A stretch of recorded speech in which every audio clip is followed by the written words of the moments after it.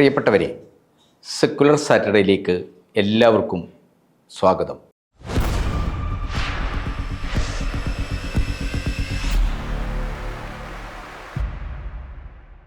ഈ ശനിയാഴ്ച secular Saturday doctor K N. പണിക്കരെ അനുസ്മരിക്കുകയാണ്.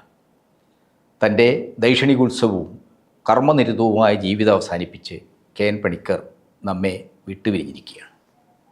ലോകമാദരിക്കുന്ന Marxist ചരിത്രകാരനും മതനിരപേക്ഷ ജനാധിപത്യ സംസ്കാരത്തിന് നേരെ ഉയരുന്ന ഫാസിസ്റ്റ് രാഷ്ട്രീയ പ്രത്യയശാസ്ത്രങ്ങൾക്കെതിരായ ദൈക്ഷണിക രംഗത്തെ ധീരനായ പോരാളിയുമായിരുന്നു ഡോക്ടർ പണിക്കർ. അദ്ദേഹം നമ്മെ വിട്ടുപോയിരിക്കുന്നു.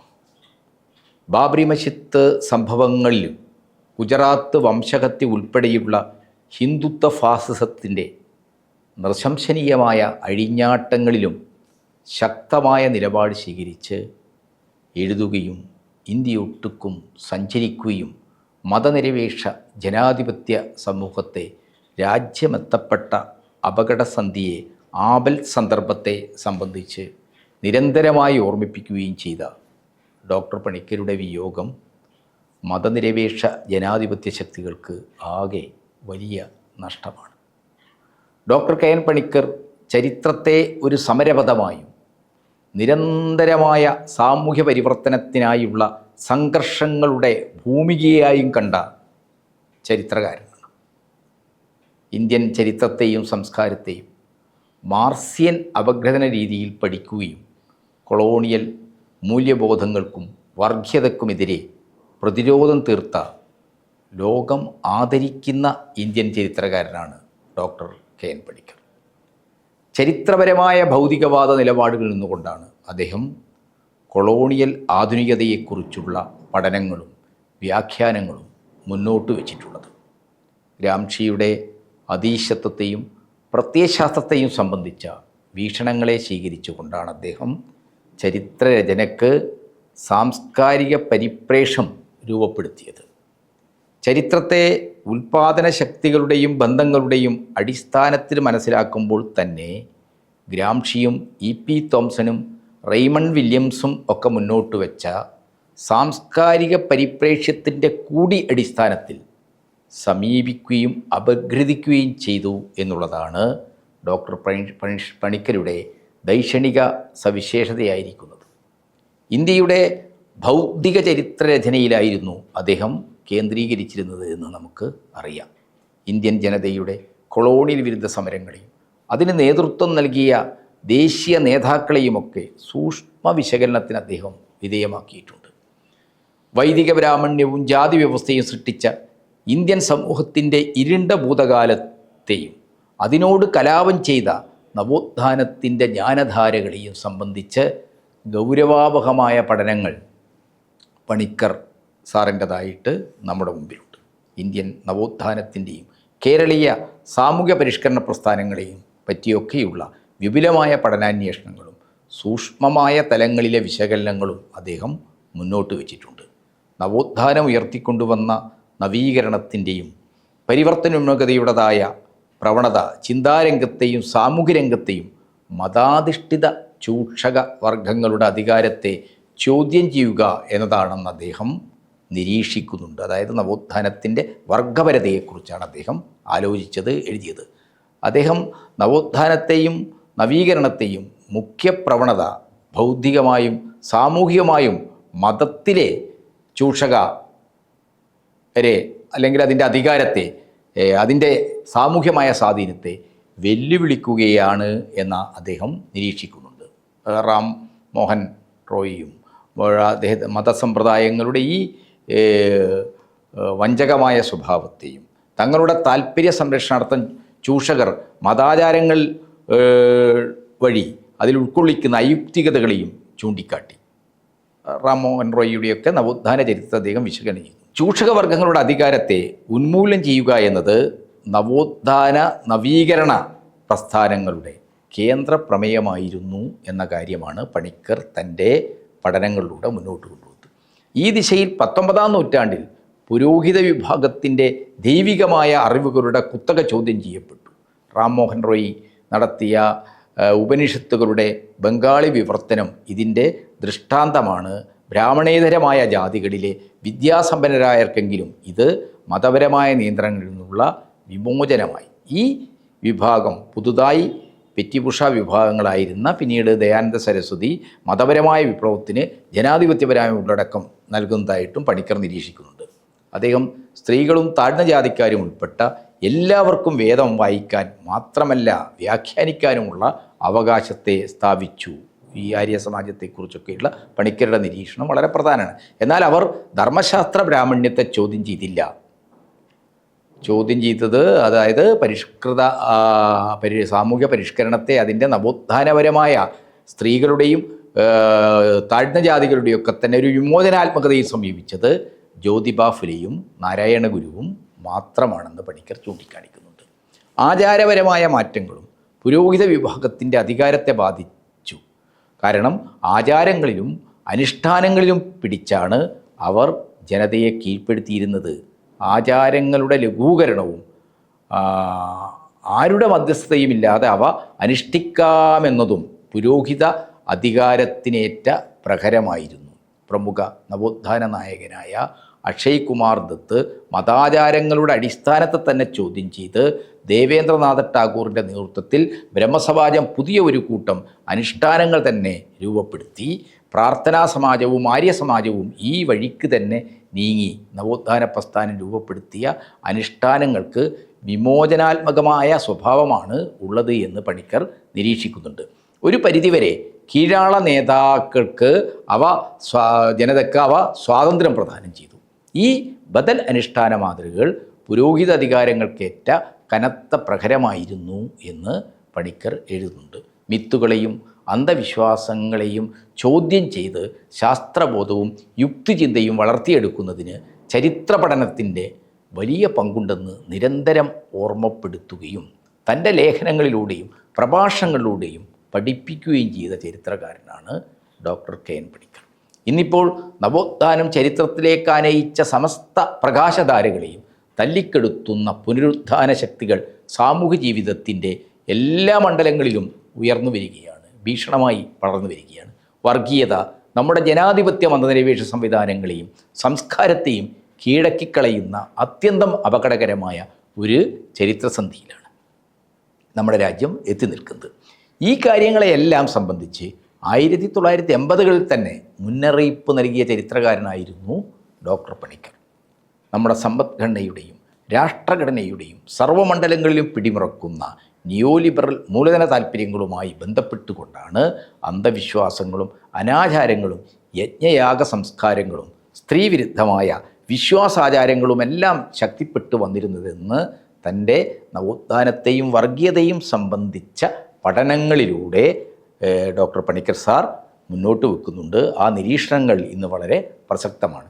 ഇന്ത്യൻ സാഹചര്യത്തിൽ മതാന്ധതയും ജാതിബോധവും നാനാവിധമായ സ്വത്വരാഷ്ട്രീയ സംഘങ്ങളും തീവ്രഗതിയിൽ കടന്നു വരുന്നത് നവമൂലധന താൽപ്പര്യങ്ങൾ അതിൻ്റെ സാംസ്കാരിക അജണ്ടയുമായി ചേർന്നാണെന്ന് ഡോക്ടർ പണിക്കർ സൂചിപ്പിക്കുന്നുണ്ട്. മതരാഷ്ട്രം ലക്ഷ്യം വെക്കുന്ന ഹിന്ദുത്വത്തിൻ്റെ ഫാസിസ്റ്റ് രാഷ്ട്രീയത്തെ ചിന്താപരമായി പ്രതിരോധിക്കുന്നതിനാവശ്യമായ നിരവധി വിശകലനങ്ങളും വിശ്ലേഷണങ്ങളും പഠനങ്ങളും അദ്ദേഹം മുന്നോട്ട് വെച്ചിട്ടുണ്ട്. മതനിരപേക്ഷതയും ജാതുനിക പൗരസങ്കല്പത്തെയും ചോദ്യം ചെയ്യുന്ന മനുസ്മൃതി ഉൾപ്പെടെയുള്ള ധർമ്മസംഹിതകളുടെ പുനരാനയത്തിലൂന്നുന്ന ഹിന്ദുത്വ രാഷ്ട്രീയം മുസ്ലിം വിരുദ്ധമെന്ന പോലെ സ്ത്രീ വിരുദ്ധവും ദളിത് വിരുദ്ധവുമാണെന്ന് അദ്ദേഹം അടിവരയിട്ട് പറയുന്നുണ്ട്. ചരിത്രത്തെ വർഗീയവൽക്കരിക്കുന്നതിനെതിരെ ശക്തമായ നിലപാട് സ്വീകരിച്ച ചരിത്രകാരനാണ് ഡോക്ടർ പണിക്കർ. ഇന്ത്യയിലെ പ്രാചീന ചരിത്രത്തെയും ഇതിഹാസങ്ങളെയും മിത്തുകളെയുമെല്ലാം മാർക്സിസ്റ്റ് പരിപ്രേക്ഷ്യത്തിൽ വിശകലനം ചെയ്ത ഡോക്ടർ കൊസാംബിയുടെ തുടർച്ചയിലാണ് ആർ.എസ്. ശർമ്മയും റൊമീള താപ്പറും ഇർഫാൻ ഹബീബും ഡോക്ടർ കെ.എൻ. പണിക്കരുമൊക്കെ ഉൾപ്പെടുന്നത്.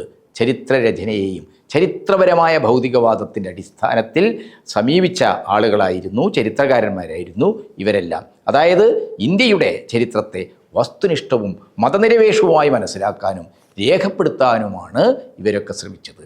ആർ.സി. മജുംദാരെ പോലുള്ള ദേശീയ ചരിത്രകാരന്മാർ എന്ന് വിളിക്കപ്പെടുന്നവർ സ്വീകരിച്ച മുൻവിധികളുടെ അടിസ്ഥാനത്തിലുള്ള മതാത്മകമായ ദേശീയവാദത്തെയും മുസ്ലിം വിരുദ്ധതയും ഒക്കെ ചരിത്രത്തിൻ്റെ സൂക്ഷ്മവും വസ്തുനിഷ്ഠവുമായ വിശകലനങ്ങളിലൂടെയും വിശ്ലേഷണങ്ങളിലൂടെയും തുറന്നു കാട്ടിയവരാണ് ഡോക്ടർ കെ എൻ പണിക്കറെ പോലുള്ള ഈ ചരിത്രകാരന്മാരെല്ലാം. ICHRൻ്റെ ടുവേഴ്സ് ഫ്രീഡം എന്ന ബൃഹത്തായ ഗവേഷണ പദ്ധതിയിൽ സ്വാതന്ത്ര്യ സമരത്തെക്കുറിച്ചുള്ള വാള്യങ്ങളുടെ എഡിറ്റർമാരിൽ ഒരാളായി ഡോക്ടർ പണിക്കർ പ്രവർത്തിച്ചിട്ടുണ്ട്. കൊളോണിയൽ അധിനിവേശത്തിൻ്റെ സാംസ്കാരിക തലങ്ങളെ സംബന്ധിച്ച അന്വേഷണങ്ങളിലാണ് അദ്ദേഹം ഊന്നിയത്. ആയുധങ്ങൾക്കും സൈന്യത്തിനുമപ്പുറം അധിനിവേശത്തിൻ്റെ പ്രത്യയശാസ്ത്ര അതീശത്വ സ്വാധീനത്തെക്കുറിച്ചായിരുന്നു അദ്ദേഹം ഗ്രാംഷ്യൻ സമീപനത്തിൽ നിന്ന് പഠനം നടത്തിയത്. ബ്രിട്ടീഷുകാരുടെ സംസ്കാരവും വിദ്യാഭ്യാസ രീതിയും എങ്ങനെയാണ് അടിച്ചേൽപ്പിക്കപ്പെട്ടതെന്നും അതിനെതിരായിട്ടുള്ള സാംസ്കാരിക പ്രതിരോധം എങ്ങനെയായിരുന്നുവെന്നാണ് അദ്ദേഹത്തിൻ്റെ പഠനങ്ങളുടെ അടിസ്ഥാനമായിരുന്നത്.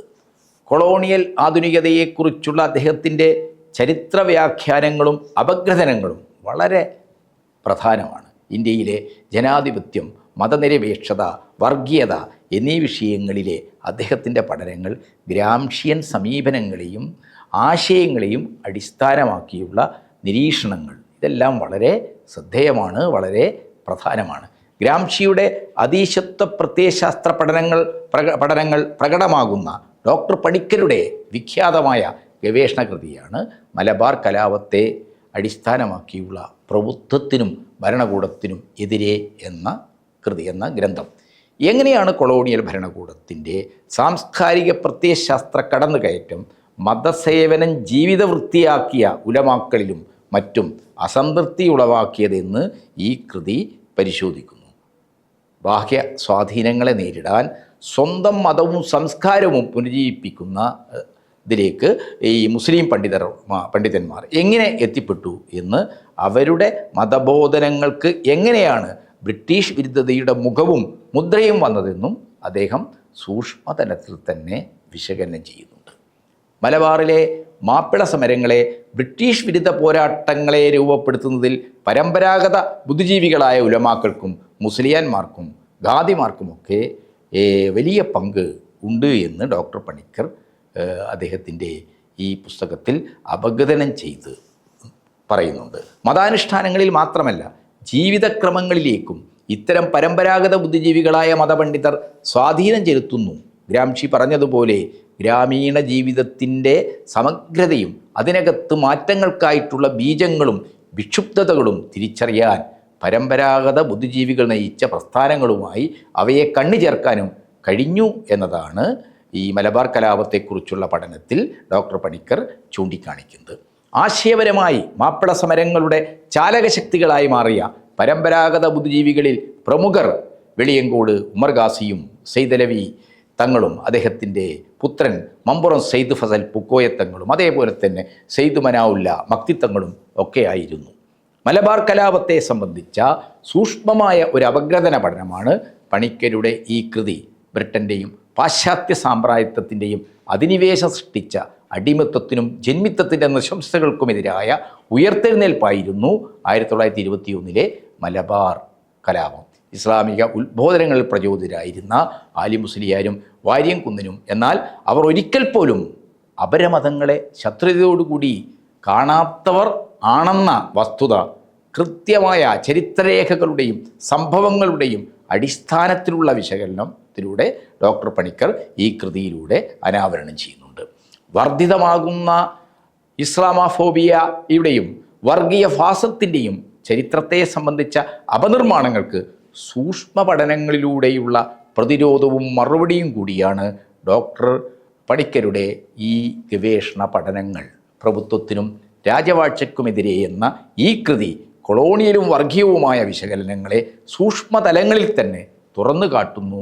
മലബാർ കലാപം ജന്മിമാർക്കെതിരായ കലാപമായിരുന്നുവെങ്കിൽ എന്തുകൊണ്ട് ഹിന്ദുക്കളായ കുടിയാന്മാർ കലാപത്തിന് കൂടിയില്ല, തുനിഞ്ഞുന്നില്ല എന്ന സങ്കീർണമായ ചോദ്യത്തിന് ഡോക്ടർ പണിക്കർ വളരെ വ്യക്തമായ ഉത്തരം ഈ കൃതിയിലൂടെ നൽകുന്നുണ്ട്.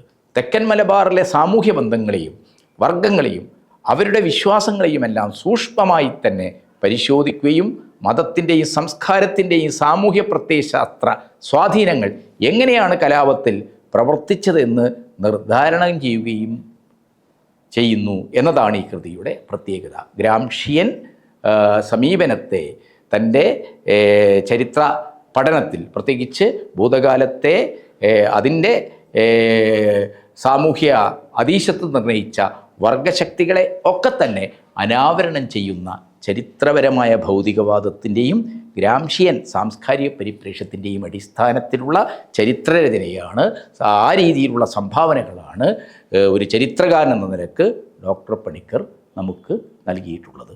അദ്ദേഹത്തിൻ്റെ ദീപ്തമായ സ്മരണകൾക്ക് മുമ്പിൽ സെക്കുലർ സാറ്റർഡേ ഒരിക്കൽ കൂടി ആദരാഞ്ജലികൾ അർപ്പിക്കുന്നു.